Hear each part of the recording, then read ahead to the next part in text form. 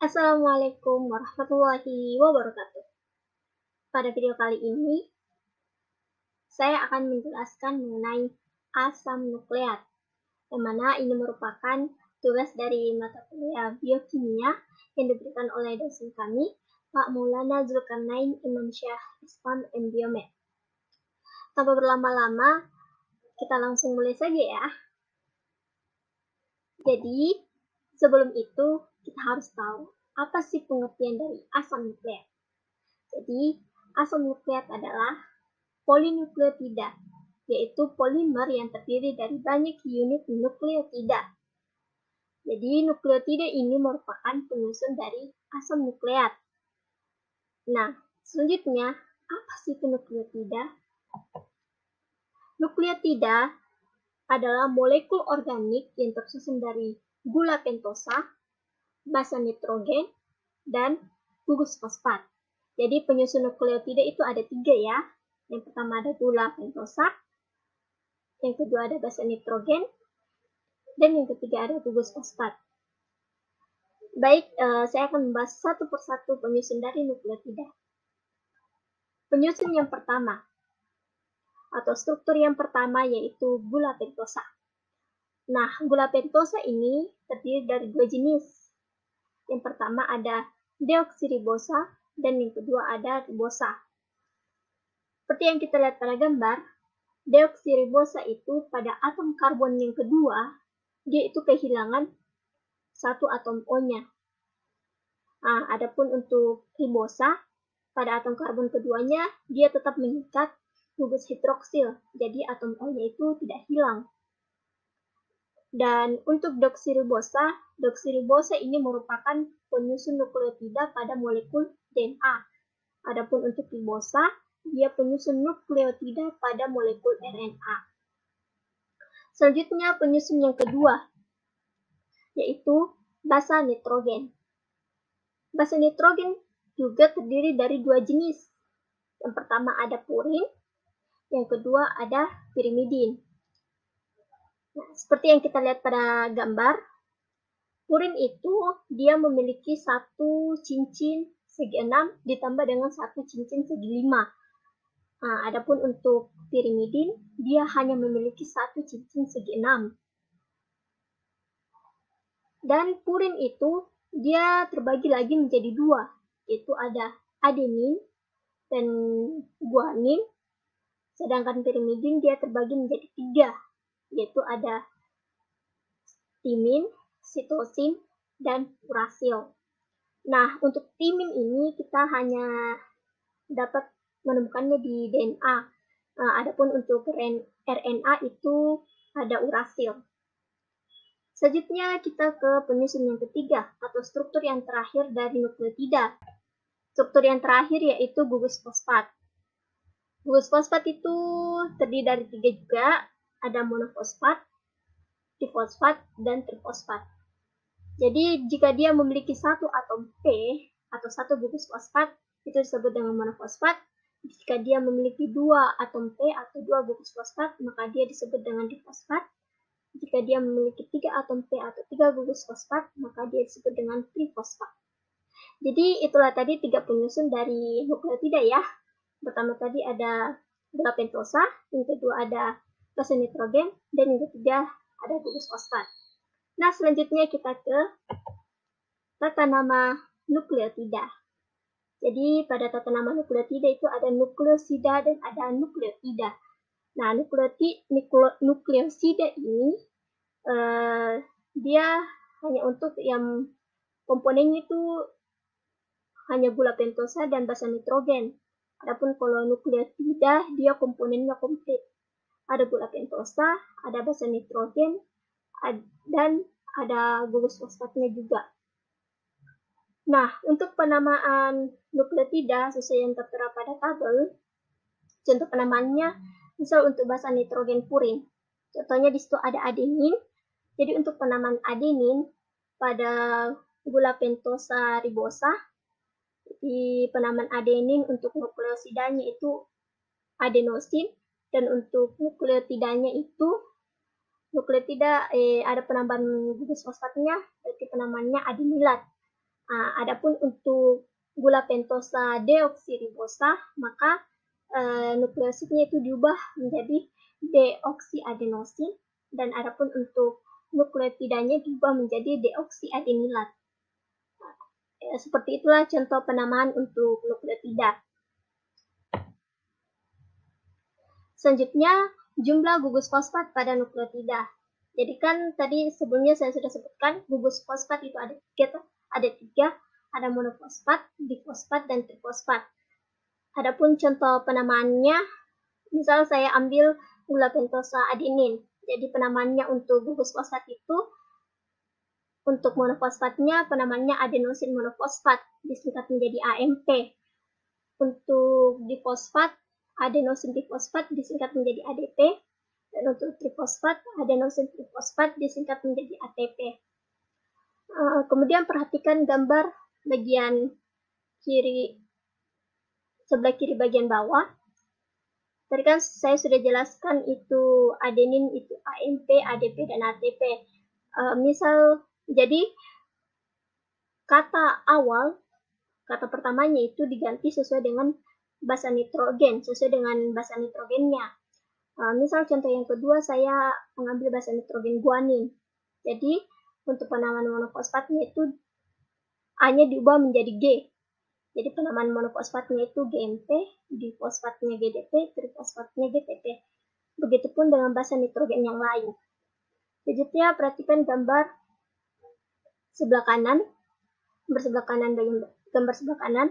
Nah, di situ jadi unit nukleotida tadi itu semuanya disusun. Kemudian setelah unit nukleotida itu tersusun, maka akan terbentuk polinukleotida. Nah, jadi asam nukleat itu sama dengan polinukleotida. Ikatan penghubung dari satu nukleotida ke nukleotida berikutnya disebut dengan ikatan fosfodiester. Jadi perhatikan gambarnya. Di situ untuk susunan yang pertama itu kan ada fosfat.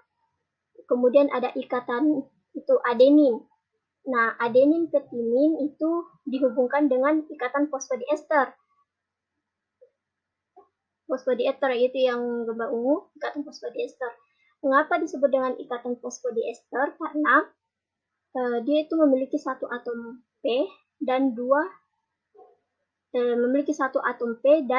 ikatan ester.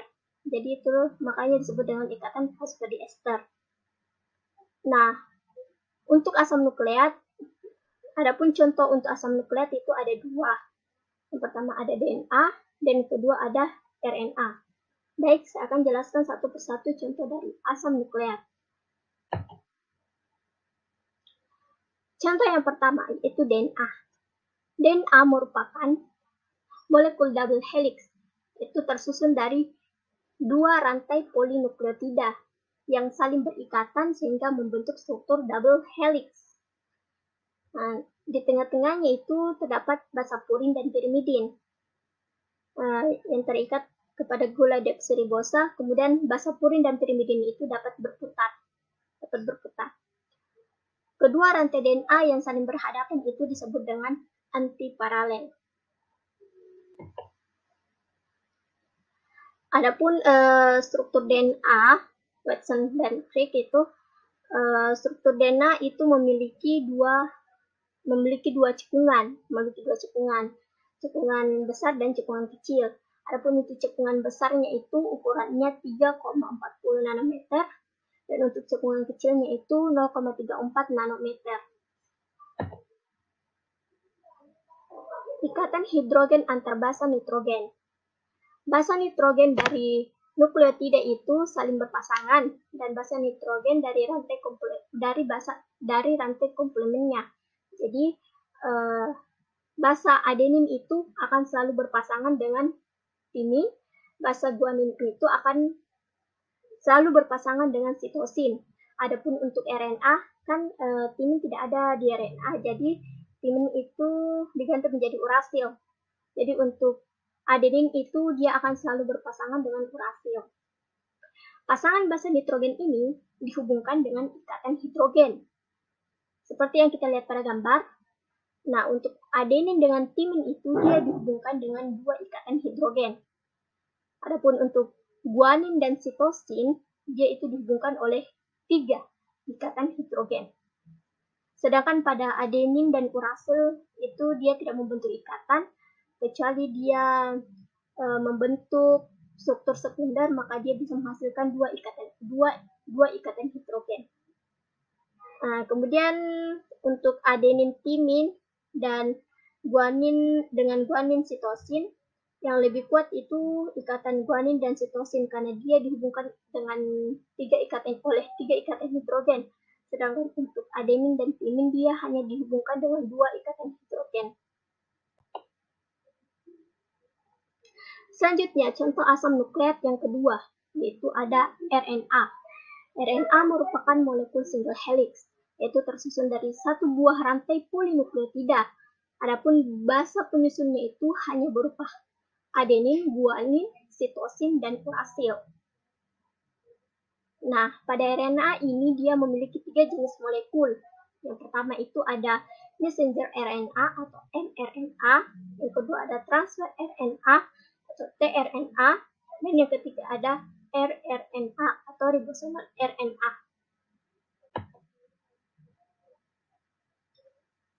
Selanjutnya, tipe struktur helix DNA.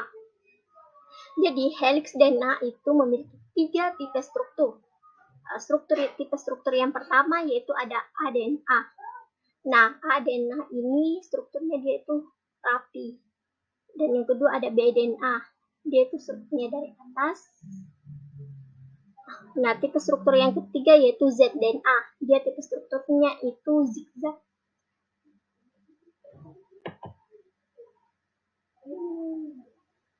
Adapun motif unique sequence DNA itu ada 2 motif.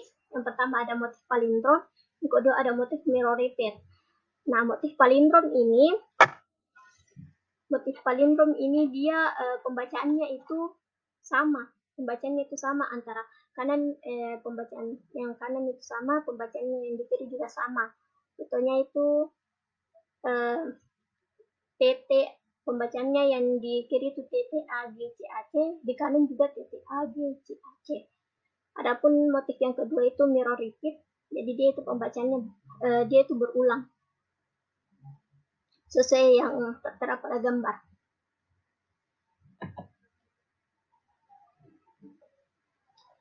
Selanjutnya, saya akan membahas mengenai denaturasi dan hibridisasi DNA. Jadi, ikatan double helix apabila terpisah, maka itu yang disebut dengan denaturasi.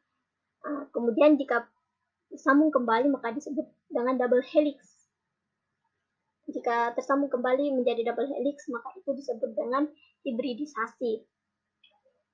Jadi untuk menyatukan kembali ikatan yang terpisah ini bisa dengan cara dipanaskan lalu dicampurkan. Kemudian terbentuklah hibridisasi atau ikatan tersebut menyatu kembali.